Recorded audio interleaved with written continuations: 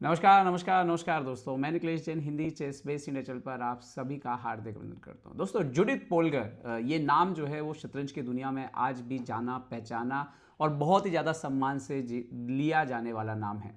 Judith Polgar, जिन्होंने महिला शतरंज के सारे रिकॉर्ड तो तोड़े ही तोड़े, उन्होंने महिला और पुरुष के बीच शतरंज खिलाड़ियों का जो अंतर होता है उसको भी जो है उन्होंने ख़त्म करने का काम किया। एक डॉक्यूमेंट्री रिलीज़ हुई है और आज मैंने उसको पूरा देखा और मुझे लगा कि एक तो इस पे वीडियो बनता है और इस पे एक ख़ास गेम है जिसके बारे में जो है वो बात करना जो है मुझे लगता है कि बहुत ही इम्पॉर्टेंट हो जाता है और हम उसी गेम को आज डिस्कशन करेंगे।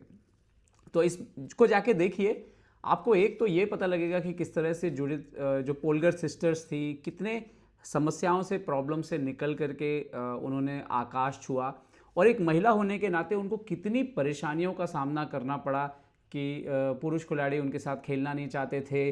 पुरुष खिलाड़ी अगर हार हार जाते थे तो उनसे हाथ नहीं मिलाते थे। तो बहुत, जिसको बोल सकते हैं पक्षपात और जिसको कहते हैं कि डिस्क्रिमिनेशन का सामना जो है उनको करना पड़ा। तो ये डॉक्यूमेंट्री देखिएगा, मैं ज़्यादा इस पर जो है आपको नहीं बताने वाला हूँ ताकि आपका मज़ा जो है वो ना ख़राब हो, लेकिन वाकई शानदार है। क्वींस गैम्बिट जिन लोगों ने देखी थी उसके बाद ऐसा कई लोगों को लग सकता होता है कि डॉक्यूमेंट्री में क्या होगा, लेकिन ये डॉक्यूमेंट्री देख के आपको मज़ा आ जाएगा। इस डॉक्यूमेंट्री में एक खास एरिया जिसको कवर किया गया है वो ये है कि कैसे जुडिथ पोलगर बड़ी बनते चली गई और एक मोमेंट आता है जब वो वर्ल्ड के बेस्ट के साथ खेलती हैं, स्पेशली गैरी कास्परोव के साथ जो अपने पीक पे थे, और कैसे लगातार वो बहुत सारे उनके बीच मैच होते हैं जहाँ पर मोस्टली जो है वो वन साइडेड कास्परोव जीतते हैं, लेकिन कैसे एक वो दिन आता है जब जुडिथ पोलगर कास्परोव को हराती हैं। तो बहुत अच्छे से इसको कवर किया है, फुटेज यूज़ किए हैं, पुराने फुटेज जो है वो ओरिजिनल फुटेज को यूज़ किया गया है। तो इसका मतलब है कि आपको वो फीलिंग भी आएगी कि जब वो उस दौर में थी, किस एज में थी, तो वो सब आपको नज़र आएगा। किसी ने इसमें कोई एक्टिंग नहीं की है, या तो अधिकतर जुडिथ पोलगर जो है वो ओरिजिनल ही हैं सारे कैरेक्टर, तो आपको काफ़ी मज़ा आएगा। एक गेम जिसके बारे में डॉक्यूमेंट्री से शुरुआत होती है और उसके हम दो गेम करेंगे। एक ये जिसमें एक विवाद हुआ था बहुत बड़ा जुडिथ पोलगर और गैरी कास्परोव के बीच में, और एक जिसमें फाइनली पोलगर ने हराया था कास्परोव को। तो हम बात कर रहे हैं, ये मुकाबला हुआ 1994 में। उस समय लिनारेस को शतरंज का विंबलडन कहा जाता था, उससे बड़ा कोई टूर्नामेंट नहीं होता था और लिनारेस को जीतना, जैसे आज के दौर में हम जानते हैं वाइकेन जी को जीतना बहुत प्रतिष्ठित बात मानी जाती है, बट उस दौर में लिनारेस को जीतना सबसे कठिन, सबसे बड़ा मुकाबला जो है वो माना जाता था। तो लिनारेस में पहली बार कोई महिला खिलाड़ी को जो है वो एंट्री मिलती है। ये बात अपने आप में ही जो है बहुत बड़ी थी कि किसी महिला खिलाड़ी को जो है एंट्री मिल जाए और ओपन टूर्नामेंट में जो है महिला खिलाड़ियों को एंट्री मिल जाए। और उस समय अगर हम बात करें तो जुडिथ पोलगर जो थी उनकी उम्र ज़्यादा नहीं थी तब। अगर मैं देखूं उस समय, आप देखिए कि 1976 बोर्न है, तो 1994 मतलब आप देखिए कि उनकी उम्र जो थी उस समय 18 साल थी, मतलब 20 साल की भी नहीं हुई थी जुडिथ पोलगर। ये जो तस्वीर है ये बात की तस्वीर है, उस जब वो बहुत छोटी थी कास्परोव के साथ मैच खेली थी, वो तस्वीर मुझे अभी आज मिली नहीं। डॉक्यूमेंट्री में उसका सब कुछ डिटेल दिखाया गया है।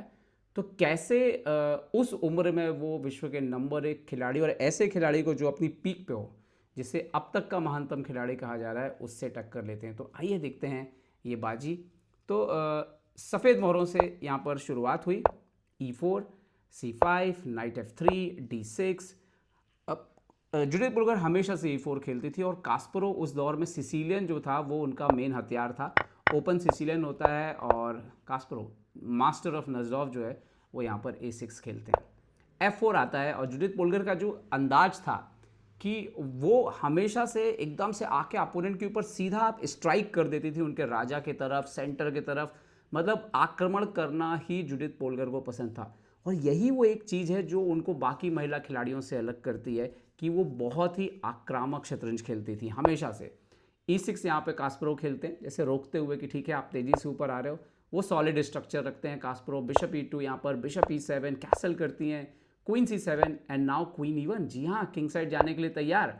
कास्परोव यहाँ पे नाइट BD7 खेलते हैं और यहाँ पर A4 खेलती हैं जुडिथ पोलगर, स्टॉप करती हैं B5 के आइडिया को। कास्परो यहाँ भी चुपचाप B6 खेलते हैं। देखिए आप कास्परो को देखिए, वो कुछ भी अलग नहीं कर रहे हैं, सॉलिड खेल रहे हैं। And bishop F3, bishop B7, king H1 यहाँ पर हटती हैं और कास्परो अभी भी अपने किंग को सेंटर पर रखते हैं, रुक D8। यही अनुभव का वो फ़ायदा लेते हैं और वो जैसे बोलते हैं ना कि जुडिथ पोलगर को बोल रहे हैं कि आप अपने सारे पत्ते खोल दीजिए, सारे पीसेस को बाहर ले आइए। बिशप E3 एंड फाइनली यहाँ पर कास्परो जो है वो कैसल करते हैं।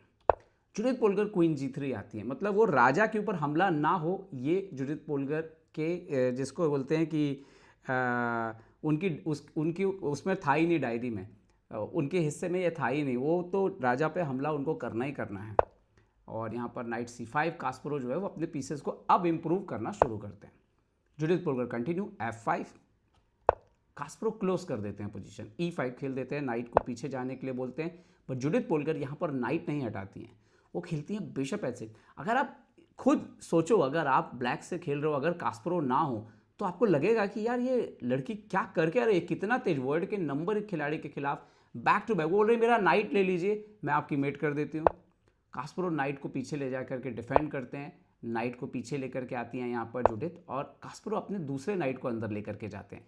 इस पोजीशन तक वाइट के पास स्पेस अच्छा है, पोजीशन सॉलिड लग रही है और बिल्कुल दबाव में यहाँ पर कास्परो थे। रुक को लेकर के आती हैं, सारे मोहरों को गेम में लेकर के आती हैं, तो बहुत सॉलिड, बहुत अच्छा खेल रही थी। किंग H8, यहाँ पर जुडिथ खेलती हैं बिशप E3, नाइट F6 पर आता है। एंड देन यहाँ पर जुडिथ को रियलाइज़ होता है कि शायद उनको अपने जी वाले पॉन से कुछ करना होगा, तो अपने बिशप को वापस लेकर के आती हैं, यहाँ पर B6 पे भी नज़र रखते हुए। कास्परो रुक F8 खेलते हैं, रुक F1, बिशप को, तो कास्परो धीरे धीरे अपने डिफेंस को इम्प्रूव कर रहे थे।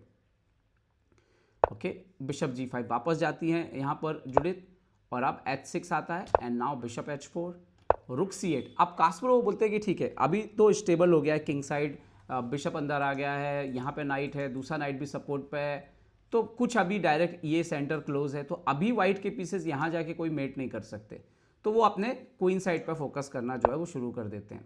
जुडिथ खेलती हैं queen F1 and now bishop E7, night आता है D2, यहाँ तक गेम चलता रहता है। अब धीरे धीरे कास्परो जो है अपने मोहरों को इम्प्रूव करना शुरू करते हैं। Queen C5, night B3, queen B4 पर आकर के जो है यहाँ पर बैठ जाता है। बिशप E2 खेलती, और यहाँ से जो है वो मिस्टेक्स होना शुरू होती हैं। बिशप E2 यहाँ पर उन्होंने अपना एक प्यादा देने का ऑफर किया, A6 लेना चाहती थी, but after bishop E4 night E4 आता है, नाइट E4 आता है, बिशप E7, रुक E7। एक्चुअली जुडिथ ने जो डिसाइड किया कि उनको लगा कि ये एंड गेम शायद उनके लिए जो है वो ठीक रहेगा, यहाँ पर एक्चुअली जो शायद मिस हुआ वो आपको दिखा देता हूँ कि बिशप A6 जो अगर आप खेलोगे यहाँ पे, तो एक्चुअली में रुक C2 के बाद काफ़ी परेशानियाँ थी और इसीलिए वो पॉन देना महंगा पड़ गया। एंड देन उन्होंने क्वीन A6 मारा जरूर, लेकिन यहाँ पर कास्परो नियंत्रण में थे। अब देखिए ये दो पॉन जो थे वो आज़ाद हो चुके थे। ये पॉन यहाँ पर पहुँच, अब जो कोऑर्डिनेशन था अगर हम देखें तो वो काम नहीं कर रहा था ज़्यादा जुडिथ पोलगर का। क्वीन E2 आती है यहाँ पर, किंग G8, बिशप को B7 खेला उन्होंने, सो नाउ रुक C4।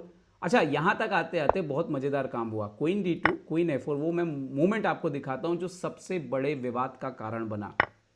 क्वीन इंटू D6, कास्परो रुक इंटू C2 मारते हैं, नाइट D2 होता है, और ये आया वो मोमेंट जहाँ जिसका इतिहास में बहुत ज़्यादा जो मैं बोलूँ कि वर्णन है, बहुत बातें हुई, आज भी अब एक बार फिर से डॉक्यूमेंट्री आने के बाद इसके बारे में बात हो रही। कास्परो काले मोहरों से ये पोजीशन है और उनको जो है उन्होंने अपना घोड़ा उठाया, ये घोड़ा, और C5 पे छोड़ दिया। जी हाँ, छोड़ दिया, बट कुछ ही सेकंड्स में उन्होंने घोड़े को पकड़ा और उसको वापस जो है चलते हुए F8 चल दिया।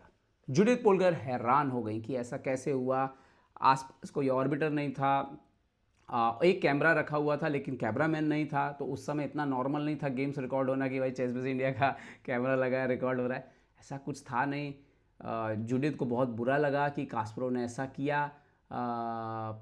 कुछ दिनों बाद जो है ये बात बाहर आना शुरू हुई, जो कैमरामैन ने इसको रिकॉर्ड किया था उनके पास ये फुटेज मिल गई, उन्होंने इसको जर्मन मीडिया में जारी कर दिया, इस पर काफ़ी विवाद हुआ। कास्परो के पास जाके जुडिथ पोलगर ने बोला कि आपने ऐसा क्यों किया। कास्परो और जुडिथ पोलगर के बीच बातचीत बंद हो गई 3 साल के लिए, इसके बाद कभी बात नहीं हुई 3 साल तक। और तो ये काफ़ी विवाद हुआ और इस पे जब आप चूंकि वहाँ पे कोई था नहीं तो जुडिथ पोलगर ने बोला कि क्लेम करने का कोई मतलब नहीं है और उन्होंने गेम को जारी रखा और इसके बाद भी पोजीशन इक्वल के करीब थी। लेकिन ये जो नाइट एक्सचेंज था, शायद वो एंड गेम जाना चाह रही थी बट वो एंड गेम जाना एक्चुअली उनके लिए भारी पड़ा। ये नाइट इम्प्रूव हो गया और E4 आया, बिशप D5 और कास्परोव के पास जो सेंट्रल पॉन था वो बहुत डेंजरस हो गया एक मोमेंट पे आकर के। और ये मोमेंट आता है जब अपना पीस जो है वो देना पड़ा। यहाँ पर एक्सचेंज डाउन है कास्परोव, लेकिन वो जो पॉन है उनका वो इतना डेंजरस है कि उससे बचना जो है वो बहुत मुश्किल था। यहाँ पर रिज़ाइन कर दिया जुडिथ पोलगर ने, क्योंकि अगर वो यहाँ चलेंगी तो मेट हो रही है, रुक को और कहीं चलते हैं आप तो भी आप देखिए कि क्वीन F4 आ रहा है। बहुत ख़राब स्थिति थी, जो मेट रोकना जो है वो इम्पॉसिबल हो रहा था। तो ये कुछ हुआ, ये मैच जिसको हिस्ट्री में बहुत जो है वो नाम हुआ कि ये पोजीशन में अगर वो नाइट C5 खेल देते कास्परोव, यहाँ पर जो इस पोजीशन की हम बात करें, इस पोजीशन में जब उन्होंने नाइट F8 खेला तो यहाँ पर एक्चुअली में बिशप C5 आता और एक्सचेंज चला जाता यहाँ पे कास्परोव का और ये पोजीशन आती जहाँ पर परपेचुअल से जुडिथ पोलगर जो है वो मैच को ड्रॉ करा लेती। तो इतिहास में ये नाम लिखा गया। हालांकि बाद में जुडिथ और कास्परोव की बात भी हुई, काफ़ी मैचेस भी हुए, ट्रेनिंग भी हुई साथ में, तो वो सब हम अगले वीडियो में भी बात करेंगे। बट अच्छी डॉक्यूमेंट्री है, देखिए इस डॉक्यूमेंट्री को। चेस के बारे में आपको काफ़ी कुछ जानकारी मिलेगी और इतिहास के बारे में जानना हमेशा से बहुत रोचक होता है दोस्तों। तो उम्मीद करता हूँ वीडियो आपको पसंद आएगा। पसंद आए तो लाइक शेयर और सब्सक्राइब करना ना भूलें। देखते रहिए चेस बेस इंडिया के लिए मैं निखिलेश जैन। जय हिंद दोस्तों।